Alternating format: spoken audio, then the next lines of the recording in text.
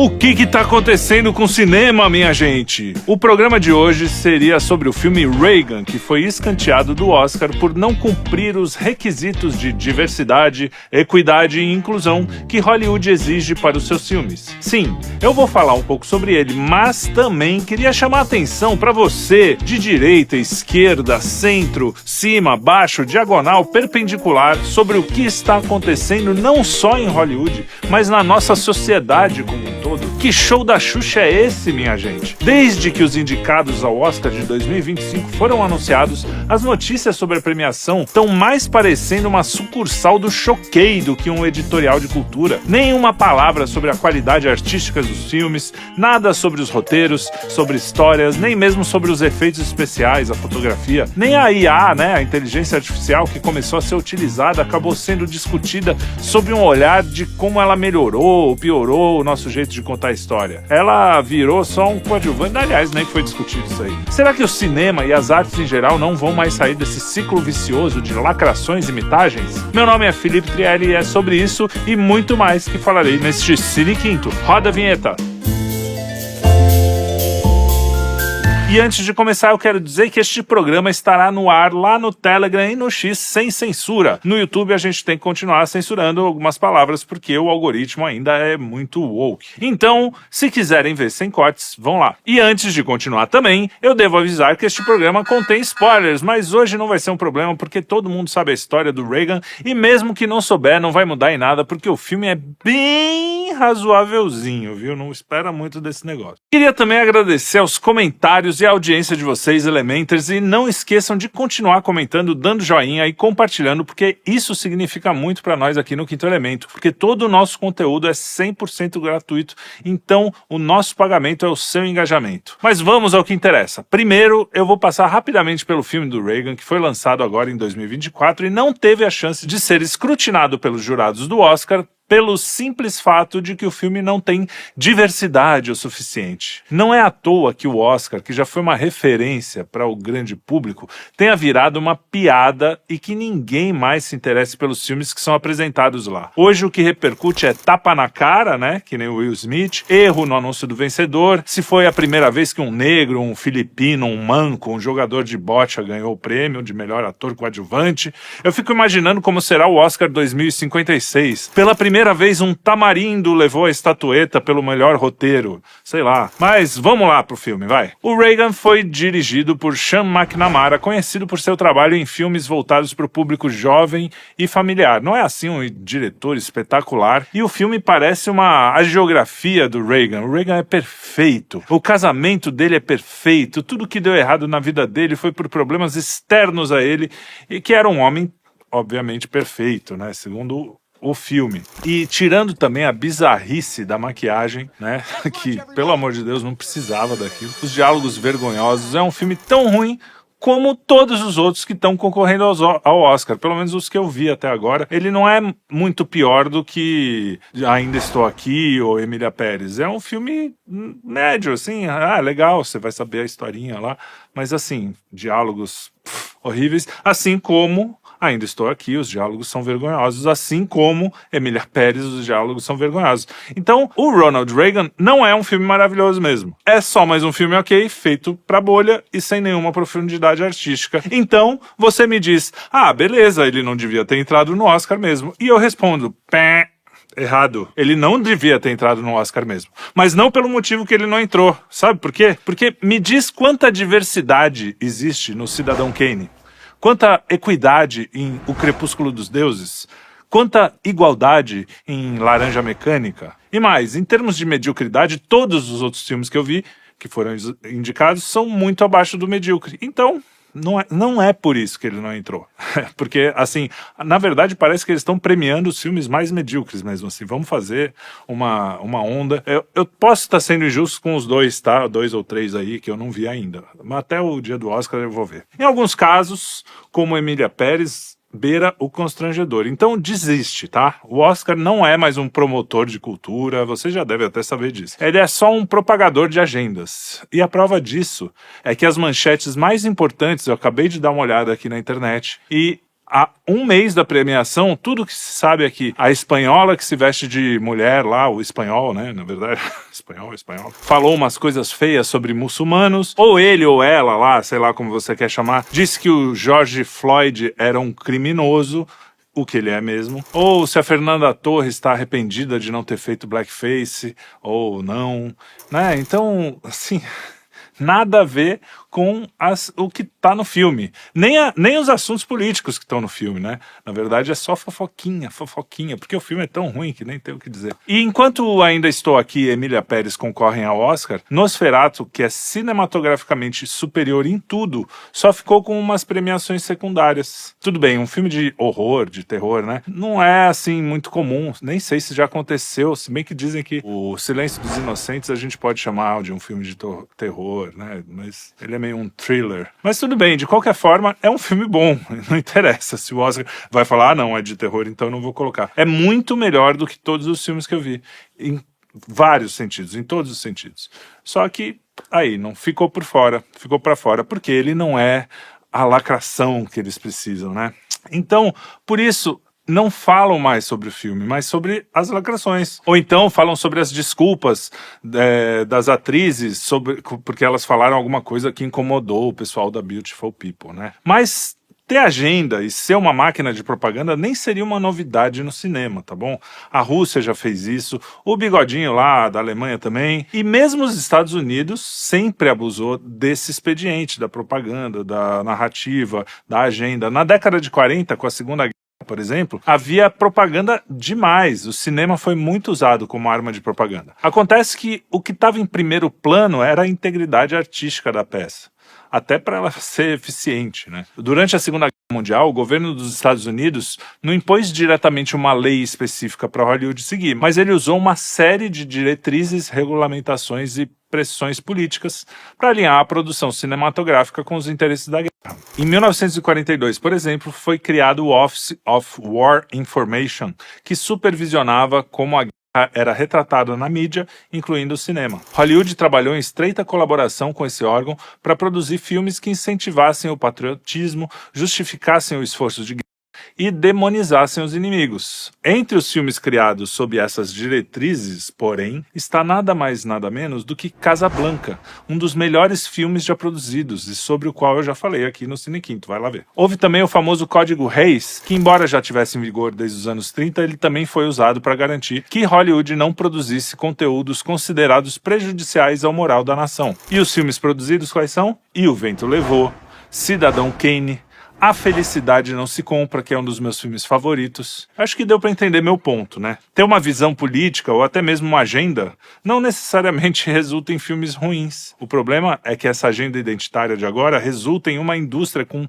péssimos profissionais que não são escolhidos pelos seus méritos, ainda que concordem com a agenda, mas pela sua identidade. E isso resulta em filmes ideológicos e ruins.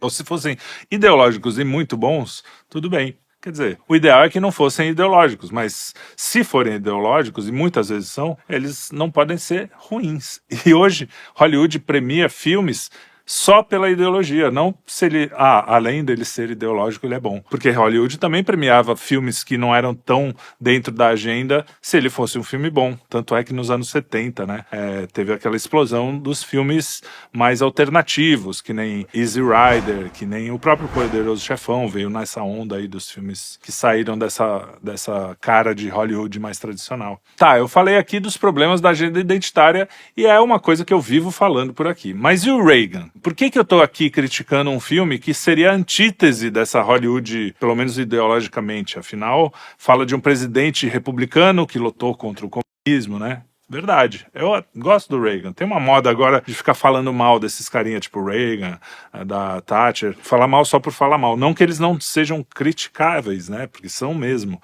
Mas do mesmo jeito que às vezes tem gente que coloca os caras num pedestal, tem gente que quer falar mal só porque, todo mundo tá falando bem, então eu vou falar mal. Então, mas isso é do ser humano também, vamos deixar pra lá. Agora, o Reagan fez coisas muito importantes. Tipo, derrubou o Muro de Berlim, só isso, né? Uma das coisas. O cara foi presidente da maior potência já existente no mundo. Então, obviamente, ele também tem coisas reprováveis, né, no seu currículo. Quem não tem, né? Mas até eu, que sou um cara super Mas esse filme do Reagan agora me mostrou algo que estava incomodando já há muito tempo, esse ano inteiro, ano passado. Não existe mais cinema que retrata um ser humano palpável, real. Ou o cara é um lixo do lixo, né? Que é o cara... ou é um anjo, um cara perfeito. Quando tem aquele problema, parece o cara fazendo aquela entrevista de emprego, né? Qual é o seu defeito? Eu sou muito determinado. Sabe? Esse tipo de coisa aqui. Então, os filmes viraram isso, né? De todos os filmes que eu comentei aqui, desde o começo do Cine Quinto, só os com mais de 20 anos têm algum espaço para uma leitura mais adulta, mais profunda. Na esquerda, por exemplo, né, os filmes que eu comentei, O Ainda Estou Aqui, O Mundo Depois de Nós, A Civil, A Pequena Sereia, Barbie, o Napoleão, que virou um escravoceta, desculpa o palavreado, e A Resistência, que é aquele dos robôs, né? Tudo isso, filminho, todos meio à esquerda, assim, né? Mas... E na direita também teve o Era Uma Vez um Sonho, que é a história do J.D. Vance, o Roe vs. Wade, O Som da Liberdade, Nefários, que assim, olha, eu acho super legal que a gente esteja falando disso. Roe vs. Wade, eu sou um dos caras aqui a bater muito nisso, a questão do aborto, tem que ir contra mesmo. Era Uma Vez um Sonho, fala da história do J.D. Vance, que foi um cara que veio de baixo. O Som da Liberdade nem se fala, é um assunto super importante. Aliás, de todos é o melhorzinho aí. Nefários fala sobre o demônio, coisas que a gente precisa conversar, são assuntos que são bons de estarem aqui na roda de novo, porque eles eram quase assuntos proibidos, assim, e agora estão voltando a ser falado. Mas isso não faz desses filmes bons, são filmes medíocres, assim, quando você compara com qualquer filme, até os anos 90, um filme médio, assim, de médio para bom, cara, eles estão anos-luz, e não é saudosismo bobo, tem filme bom aqui, quando você pesca lá uma coisa, mas não sei o que está acontecendo. Eu acho que a indústria talvez tenha ficado tão profissional e especializada que eles fazem histórias muito presas num quadradinho ali, e quando sai do quadradinho também sai só por sair, sabe? Aquela coisa da arte pela arte, vamos ser muito loucos. Então, as exceções de filmes, depois dos anos 2000, por exemplo, dos que eu falei, né? Tô falando do que eu falei no Cine Quinto. Foi o Hotel Budapeste. O Hotel Budapeste é um filme que eu acho que é acima da média, fala de coisas mais profundas. Ficção americana é um pouco raso, né? Mas é um filme bom. Já é um filme mais legal do que esses que eu falei antes. Oppenheimer também é um filme acima da média, que é mais adulto, né? Eu tô falando, são filmes adultos, né? Que você tá conversando uma conversa de alguém que já viveu alguma coisa, que já sabe, né? Não é bobagenzinha, heróizinho, ou então esquerdinha, direitinha, BBB, sabe?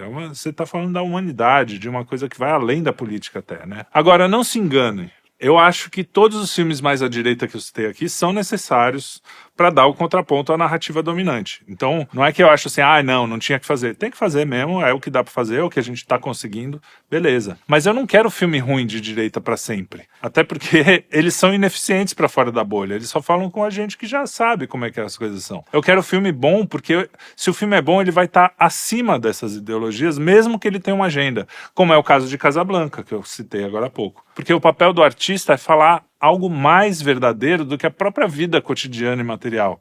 Algo mais verdadeiro do que a política. É alguma coisa que está além. Alguma coisa que você não consegue expressar simplesmente fazendo um ensaio ou conversando.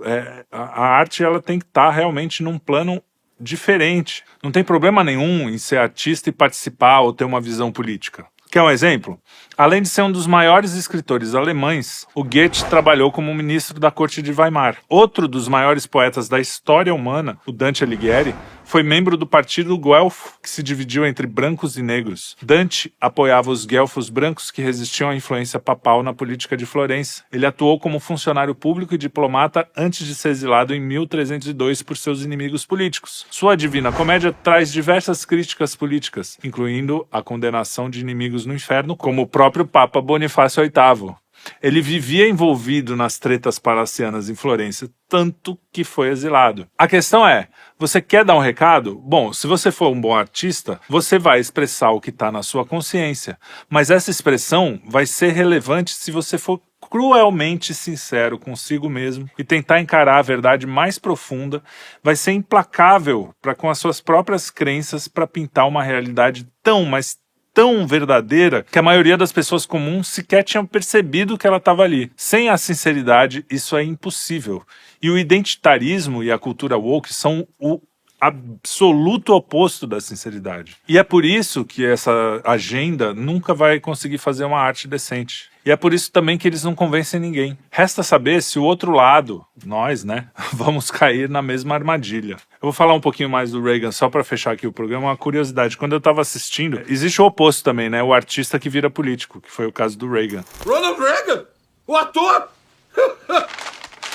E quem é o vice-presidente? Jerry Lewis? E foi engraçado que quando eu tava assistindo o filme, eu me identifiquei demais com o Reagan, porque, primeiro, ele começou como ator e eu comecei como músico, a gente já era artista, né? Só que ele sempre foi cristão e sempre foi anticomunista, né? Mas eu demorei mais um pouquinho. Mas aí, depois ele virou presidente da associação lá dos atores e eu fui presidente da associação dos produtores de som. Aí depois ele não queria muito falar dessa coisa de política, tinha carreira de artista e ele resolveu entrar para a política porque foi um chamado praticamente. A mãe dele falava, ó, se Deus quer que você faça isso aí, tem que fazer. E é uma coisa que o Lucas vive falando para mim. Eu falo, pô, eu queria estar tocando, falando de coisas mais artísticas e tal. Apesar de eu sempre gostar de política, sempre fui um cara que falei disso no Twitter, era bem envolvido. Mas assim, queria me envolver na parte das artes. Tanto é que o Cine Quinto aqui é um programa mais sobre cultura, porque foi uma coisa até que o nosso editor falou, pô, já que você gosta, fala sobre isso, não sei o quê. Enfim, e aí ele também, a esposa dele vive reclamando que ele se vestia mal. Ah, arruma isso aí, a minha esposa também faz isso. Então, e o filme preferido dele, adivinha? Claro, por isso que ele é um cara legal. A Noviça Rebelde. Então, assim, o Reagan não dá pra não gostar dele, mesmo com as cagadas que ele fez na economia e várias coisas assim.